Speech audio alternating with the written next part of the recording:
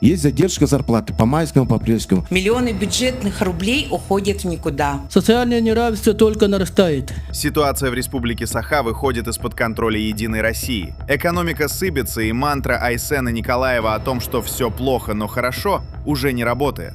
Поэтому на отчете правительства Айса отпинали все, кому не лень. Было сказано, что вроде бы показатели неплохие в целом. А лучше жить мы не стали. Уровень бедности республики составляет 12,8%, фактически 14,5%. По доле местной продукции на полках республика по-прежнему зависит от ввоза извне республики. Увеличилась доля добывающего производства, это мы видим. Мы добываем, но продукцию не производим. А стратегическая задача должна была быть именно переработка того, что добываем. Основные центры переработки сырья находятся за пределами нашей республики. В свете этого хочу заметить, что добывающая промышленность формирует более 70% налоговых доходов республики.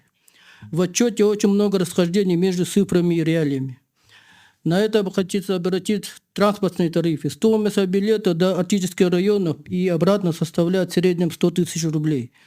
В отчете же говорится только об увеличении объема перевозок, а не о снижении их стоимости. Вопросов очень много. Сырьевая зависимость, разрыв в уровне жизни между столицей республики, промышленными районами и сельскими и арктическими районами. Меры поддержки, подготовка кадров и так далее. Пока цены растут, население переезжает из районов в город Якутск. Бедность не снижается.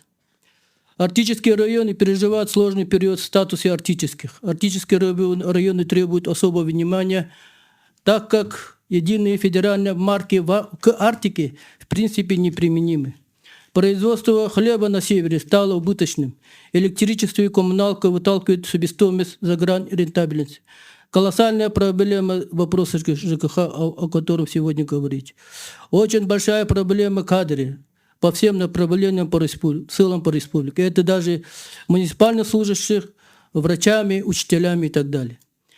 Социальное неравенство только нарастает. В районах, в селах статистика пугает, можно сказать, да? Статистика пугает то, что люди уходят, уезжают, ну не только из сел, не только из деревень они уезжают, но и в целом вообще из районов. Вот недавно прочитал вот статистику официальную, да, вот в примере Усалданского района. Там провели исследование социальное, а там в последние 3-4 года отток населения в целом из районов,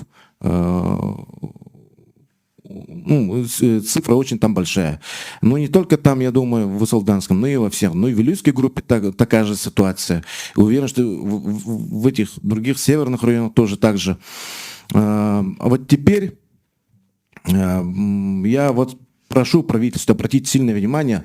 Мы говорим же постоянно там, о развитии сельских территорий, о развитии сельской местности. Да?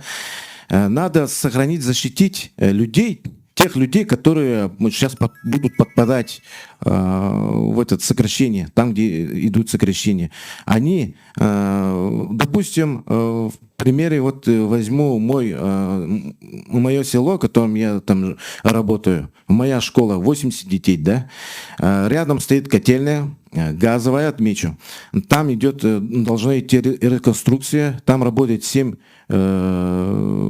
операторов, 7 работников, большинство, они многодетные отцы. А что с ними будет? Есть такая угроза, то что если все уволятся, они вынуждены будут покинуть наше село. А тогда в порядке там десятки-двадцатки детей от нас уходит. Такая же ситуация во всех.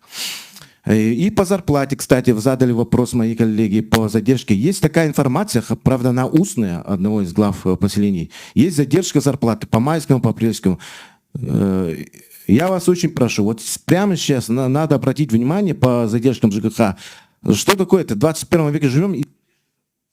Сегодня приоритеты расставлены так, что республика становится территорией для кого угодно, но только не для ее жителей.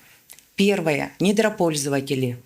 Мы задавали вопрос по Алроса, а план в бюджет выполнен 4,3%. Но смотрим шире. Основной доход бюджета – это поступление НДФЛ. А что с недропользователями? Тысячи предприятий и лицензий. Сколько они создали рабочих мест? для наших жителей. Сколько нанимает местных, а сколько вахтовиков. Ведь каждое рабочее место – это шанс для молодого человека остаться на родной земле. Сколько у нас сегодня заключено соглашений с недропользователями? Формально более 40 на республиканском уровне и около 100 с муниципалитетами. И какая от них реальная социальная политика? Сколько средств они направляют на развитие территорий, откуда забирают ресурсы? И еще, кто платит за дороги, которые разбивает их тяжелая техника? Конкретных ответов пока еще нет.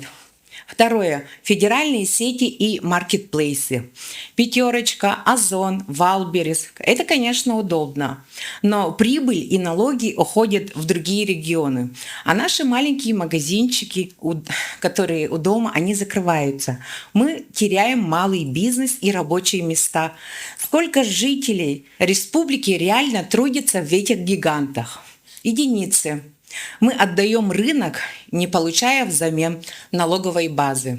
Сокращение. Сокращается не только в образовании, но и в медицине, в культуре, в социальном обслуживании. Люди теряют работу. Нагрузка на оставшихся растет. Это путь к выгоранию и оттоку кадров.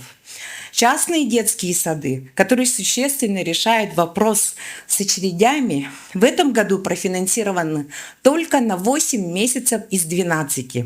Закрылись пекарни из-за роста тарифов. В некоторых населенных пунктах люди оставались без хлеба. Это не преувеличение, это факты, зафиксированы в документах. А теперь о бюджетных приоритетах. Смотрим отчет правительства. Давайте посчитаем, что сократили. Поддержка многодетных семей – минус 200 миллионов. Жилье для сирот – минус 209 миллионов. Жилье для инвалидов – минус 66 миллионов. Из программы Минсельхоза – минус 832 миллиона. А у Арктики забрали 70 миллионов. А что выросло? Администрация главы и правительства было утверждено 784 миллиона. Стало 1 миллиард 68 миллионов, плюс 283 миллиона. А у управления администрации главы и правительства было заложено 1 миллиард 112 миллионов, а потратили 1 миллиард 233 миллиона. Увеличение на 121 миллион. В Министерстве внешних связей было 311, стало 374, плюс 63 миллиона, возможно, на зарубежные поездки. Постпредство плюс 66 миллионов, ровно на ту сумму, на которую урезали жилье для инвалидов. Это вопрос не денег, это вопрос приоритетов. Каждый бюджетный рубль должен иметь человеческое лицо. Помощь должна доставаться тем, кто растит детей, работает на селе и живет в Арктике, а не тем, кто на республике зарабатывает.